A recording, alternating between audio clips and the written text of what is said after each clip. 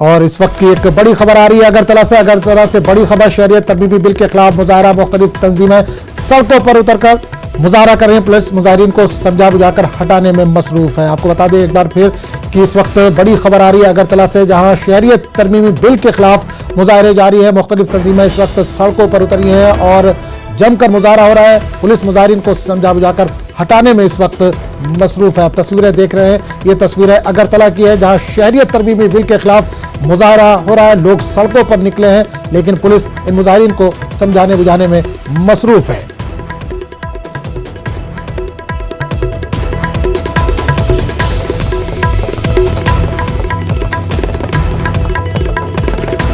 तो नजर एक बार फिर बता दें, एक तस्वीर है आप जो देख पा रहे हैं, ये अगरतला की तस्वीरें हैं, जहां शहरियत तरमीमी बिल के खिलाफ जमकर मुजाहरा हो रहा है। मुख्तलिफ तंजीमें इस वक्त सड़कों पर उतरी हैं।